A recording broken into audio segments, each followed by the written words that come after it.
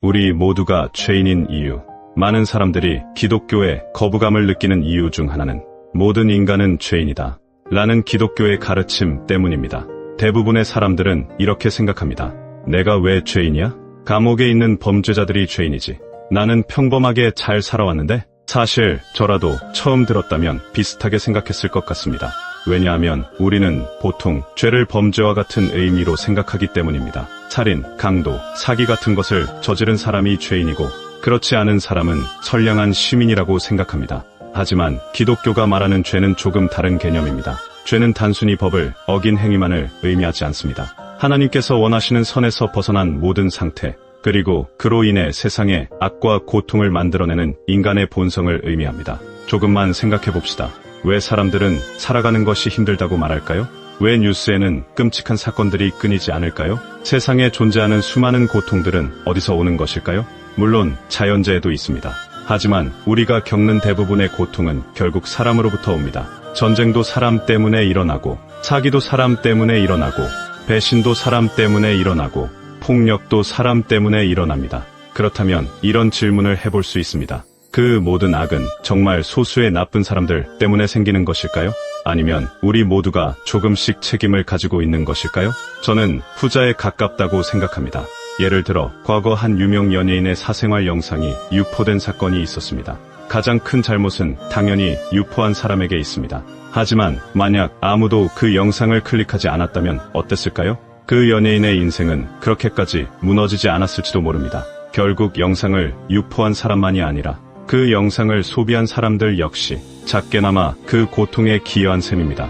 법은 유포자만 처벌합니다. 그러나 하나님께서도 과연 그렇게만 보실까요? 세상에 존재하는 거대한 사회악은 누구 한 명의 잘못으로 생겨난 것이 아닙니다. 우리 모두의 작은 이기심, 무관심, 무책임, 잘못된 선택들이 쌓이고 쌓여 오늘의 세상을 만들어낸 것입니다.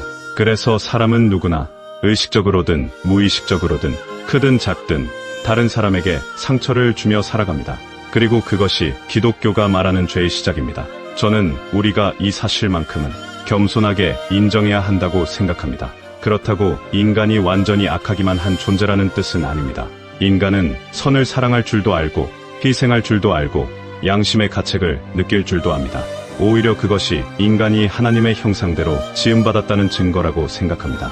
하지만 동시에 우리는 그 선을 끝까지 지켜내지 못하는 존재이기도 합니다. 그래서 기독교는 인간의 문제를 단순히 교육이나 제도로 해결할 수 있다고 보지 않습니다. 인간 존재 자체에 근본적인 문제가 있다고 봅니다. 그리고 그 문제를 죄라고 부릅니다. 문제는 여기서 끝나지 않습니다. 사람은 죄를 짓는 존재일 뿐 아니라 스스로 그 죄를 해결할 수도 없는 존재라는 것입니다. 생각해 보십시오. 이미 저지른 잘못은 없었던 일이 될 수 없습니다. 상처받은 사람의 고통도 사라지지 않습니다. 우리가 아무리 선하게 살려고 노력해도 과거의 죄를 지우지는 못합니다. 그래서 인간은 스스로의 힘으로는 죄의 문제를 해결할 수 없습니다.